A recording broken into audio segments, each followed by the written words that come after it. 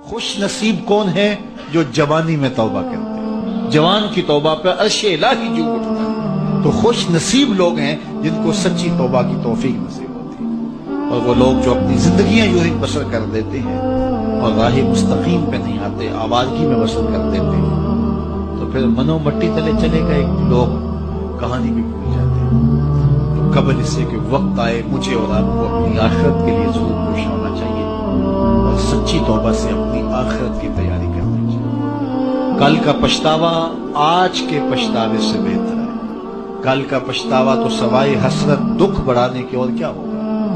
آج کا پچھتاوا زندگی بدل دے گا. وقت پر کافی ہے ایک قطرہ بھی آب خوش ہنگام کا. جل گیا جب کھیت برسا می تو پھر کس کام کا. ایک روایت میں آتا ہے کہ اہل جنت میں جا کر ایک حسرت ان کے دل میں ہوگی. حالانکہ جنت میں پہنچ کے کوئی حسرتیں نہیں ہوں گی، ہر حسرت پوری ہو جائے گی، لیکن ایک حسرت ان کے دل میں جنت میں پہنچ کر ہے. اور وہ کیا؟ جو چند لمحے خدا کی یاد سے غافل گزارے کیوں گزارے.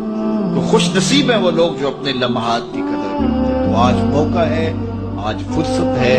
سورج مغرب سے نہیں چڑھا، توبہ کا دروازہ بند نہیں ہوا، اللہ کی رحمت کے در کھلے ہیں. روزانہ آواز آتی ہے کوئی مجھ سے معافی مانگنے والا میں اس کو معاف کر دوں. تو اس کے حضور آج حاضر ہو جائیں. کل تو آنا ہی ہے. پھر جو کفن میں منہ چھپا چھپا کے آتے پھریں گے، اچھا نہیں ہے کھلے منہ سے چلے جائیں. پھر جو لوگ اٹھا کے لے جائیں گے، اچھا نہیں ہے خود اپنے قدموں سے چل کے اس کی دہلیز پہ چلے جائیں. وہ ایک مجذوب تھا، فقیر تھا، بازار میں کھڑا رو رہا تھا. کسی نے روک کے پوچھا کیا ماجرا ہوا، کیوں رو رہے ہو، کسی نے تنگ کیا ہے، دکھ دیا ہے، ستایا ہے؟ اس نے کہا کچھ بھی نہیں ہوا، بس ان لوگوں کے رویے نے دکھی کر دیا ہے. کہا کیا ہوا؟ کہا میرا یہ ذہن بنا تھا کہ میں ان کی اور رب کی صلح کروا دوں. تو کہا پھر کیا ہوا؟ کہا وہ تو مانتا یہ نہیں مانتا. وہ تو کہتا ہے ان کو لے آ میری دہلیز پہ، ایک آنسو سے سارے گناہ معاف کر دوں گا. لیکن ایسے کھوئے ہیں یہ الٹا مجھے بے وقوف کہہ رہے ہیں، یہ مجھے گھور رہے ہیں کہ تم کیا ہمیں بتا رہے ہو. اللہ اکبر. تو وہ تو مانتا ہے لیکن یہ نہیں مانتا. اگلے دن اسی فقیر کو دیکھا گیا کہ وہ قبرستان میں کھڑا رو رہا ہے. تو وہی شخص گزرا تو اس نے روک کے پھر پوچھا بابا قبرستانوں میں بھی روتا ہے اور بازاروں میں بھی روتا ہے، آج کیا مسئلہ ہوا؟ کہا مسئلہ میرا کل والا ہی ہے. کہا آج کیا ہوا؟ کہا کل ان سے مایوس ہوا تو پھر آج ادھر نکل آیا اور آج میرا پروگرام بنا کہ چلو ان کی اور رب کی صلح کروا. تو کہا آج کیا رکاوٹ ہے؟ کہا آج یہ مانتے ہیں وہ نہیں مانتے. تو قبل اس سے کہ ادھر سے انکار ہو جائے کہ اب وقت بیت گیا، اب تم نے وہ وقت گنوا دیا، ہم نے بڑی مہلت دی تھی تمہیں. ڈوبتا سورج تمہیں روز کوئی پیغام دیتا تھا، اٹھتے ہوئے جنازے تمہیں روز کچھ کہتے تھے، بڑھاپا تمہیں آوازیں دیتا تھا، تم چلتے تو ٹھوکریں لگتی تھی، یہ ٹھوکریں تمہیں کچھ کہتی تھی، لیکن تم نے کسی بات پہ غور نہ کیا اور لمبی زندگی کی امید پر تم نے مالک کی دہلیز کو چھوڑے رکھا. اب تمہارے لیے کوئی راستہ باقی نہیں بچا. تو قبل اس سے کہ وہ وقت آئے کوئی حجت باقی نہ رہے، زندگی کے جو 4 دن مجھے آپ کو میسر ہیں، ہم اللہ کے حضور سچی توبہ کریں. توبہ کی شرائط 3 ہیں. پہلی شرط یہ ہے کہ جو گناہ کیا ہے اس پر ندامت. دوسرا یہ ہے کہ اس کو ترک کرنے کا پختہ عزم مصمم. اور تیسری چیز یہ ہے کہ آئندہ اس کو کبھی بھی نہیں کروں. اگر یہ 3 شرطوں کے ساتھ کوئی اللہ کے حضور حاضر ہو جاتا ہے تو وہ سچی توبہ ہے. لیکن محض کسی مجلس کے اندر توبہ توبہ پکار اٹھے، جس طرح وہ گاڑی والا ایکسیڈنٹ دیکھتا ہے تو رکتا ہے، 5 لاشیں گری ہوئی ہیں تو وہ ٹیپ بھی بند کر دیتا ہے، سارے بس والے توبہ توبہ پکارنے لگ جاتے ہیں. 1.5 کلومیٹر کے بعد پھر دوبارہ وہ بٹن دبا دیتا ہے اور پھر وہی گانے اور وہی غلیظ چیزیں اور پھر معمول کی زندگی. ایسی توبہ نہیں ہے. توبہ یہ ہے کہ ما قبل کہ جو اعمال ہیں ان سے ندامت پیدا ہو اور ان کو ترک کر دیا جائے اور آئندہ عزم مصمم رکھا جائے. تو اللہ تعالیٰ جل شانہ سچی توبہ کو قبول کرتا ہے اور پھر توبہ کرنے والے کے ما قبل کے سارے گناہ مٹا کے نیکیوں میں تبدیل کر دیتا ہے. اللہ جل شانہ مجھے بھی آپ کو بھی سچی توبہ کی توفیق سے مالا مال فرمائے اور زندگی کی ایک ایک ساتھ اپنے دین کے لیے گزارنے کی. حضور علیہ السلام نے ارشاد فرمایا میرے دوستوں میں سب سے قابل رشک دوست وہ ہے کہ جس کا سامان دنیا تھوڑا ہے اور نمازیں زیادہ ہیں، اور پھر ارشاد فرمایا جب وہ چلتا ہے تو اس کی طرف اشارے بھی نہیں ہوتے، یعنی وہ اتنا معروف نہیں ہے کہ وہ گزر رہا ہو تو لوگ یہ فلاں جا رہا ہے فلاں جا رہا ہے۔ اور پھر حضور علیہ الصلوۃ والسلام نے اپنے ہاتھ سے بنقد بیدہ ہی، حضور نے ایسے چٹکی بجائی اور فرمایا اس کو موت بھی ایسے ہی آئی، موت بھی اس کو ایسے ہی آئی۔ اور پھر حضور نے آگے ارشاد فرمایا قلت بواکی ہے، اس کو رونے والے بھی تھوڑے ہی تھے، بہت زیادہ رونے والے نہیں تھے۔ فرمایا میرے دوستوں میں قابل رشک دوست دیکھنا ہو تو یہ ہے اس کا جنازہ جا رہا ہے۔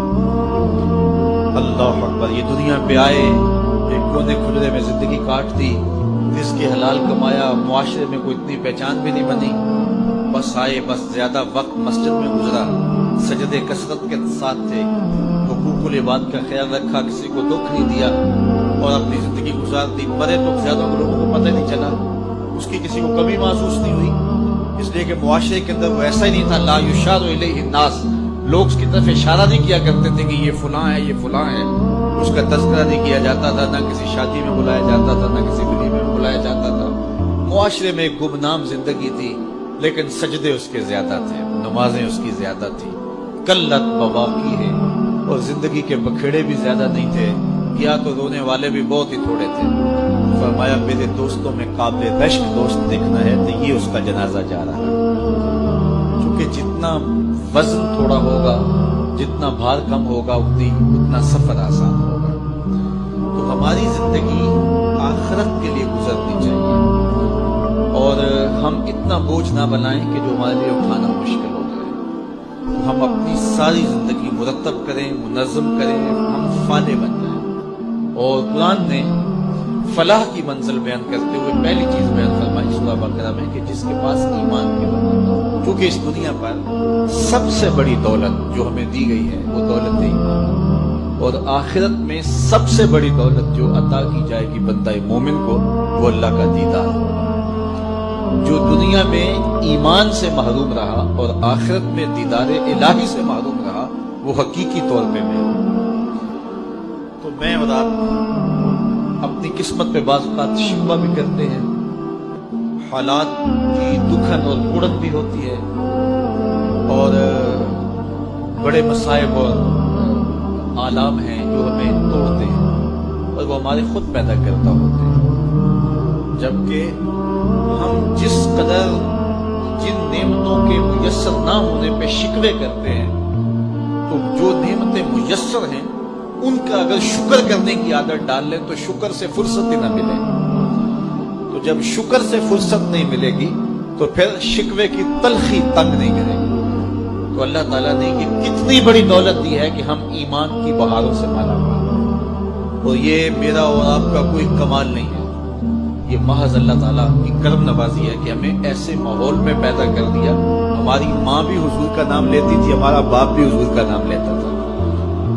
علامہ اقبال کہتے ہیں، تشریف رکھیں، علامہ اقبال کہتے ہیں نام تو از پدرا موختم، حضور میں آپ کا نام اپنے باپ سے سنا ہے، میں نے اپنے باپ سے آپ کا نام سنا ہے۔ یہ ہمیں جو نصیب ہو گیا اس پر اللہ کا شکر کریں۔ دیکھیے پی ایچ ڈی ڈاکٹر ہے، کتنی بڑی ڈگری ہے، اتنا بھاری بھرکم علم کا خزانہ، لیکن خود کے آگے ہاتھ جوڑے کھڑا ہے۔ اس کو سمجھ نہیں آ رہی کہ بدن پہ بیٹھی مکھی تو اڑا نہ سکے، میری ضروریات کا کفیل کیسے ہو سکتا ہے، لیکن کھڑا ہوا ہے، اور یہاں ان پڑھ ہے، چٹا ان پڑھ جسے کہا جاتا ہے، لیکن خود کو جو ہے وہ پاؤں بھی نہیں مارتا ہے، وہ اس قابل بھی نہیں ہے، اس لیے کہ اللہ نے اسے مسلمانوں کے گھر میں پیدا کر دیا۔ تو یہ ایمان کی جو دولت ہے یہ ہمارے کسب کا نتیجہ نہیں ہے، یہ ہمارے کسب کا نتیجہ نہیں ہے، یہ اللہ تعالیٰ کے کرم کا فیضان ہے کہ ہمیں ایمان عطا کر دیا گیا۔ تو ساری زندگی بھی ہم اس کا شکر ادا کرتے رہیں، تو اس کا شکر ادا نہ ہو، اور ایمان کی جو مٹھاس ہے، یہ دولت ہمیں جو مل گئی ہے، اس کا جو سرور ہے، اس کی جو لذت ہے، ساری زندگی اسی لذت میں گزار لیں کہ اللہ نے ایمان کی دولت نصیب فرمائی۔ باقی جو نہیں ہے، میں کہتا ہوں جو میسر ہمیں نہیں ہے اس کی تلخیاں مٹانی ہو تو صرف ایک حدیث سے ساری تلخیاں ختم کی جا سکتی۔ میں پہلے بھی آپ کو سنا چکا ہوں، صرف ایک حدیث، ہمارے پاس یہ نہیں ہے، یہ نہیں ہے، یہ نہیں ہے، یہ نہیں، کتنی تلخی ہے، ہمسایوں کے پاس یہ ہے، شریکوں کے پاس یہ ہے، فلاں کے پاس یہ ہے، کتنی تلخی ہے۔ ان ساری تلخیوں کو مٹانا ہو تو علاج صرف ایک رسول کریم کی حدیث ہے۔ حضور نے ارشاد فرمایا جو اللہ کے دیے گئے تھوڑے رزق پہ راضی ہو گیا، اللہ قیامت کے دن اس کے تھوڑے عملوں پہ راضی ہو جائے۔ چل بندے موج کر، تو میرے تھوڑے پہ راضی ہو گیا تھا، میں تیرے تھوڑے عملوں پہ راضی ہو گیا۔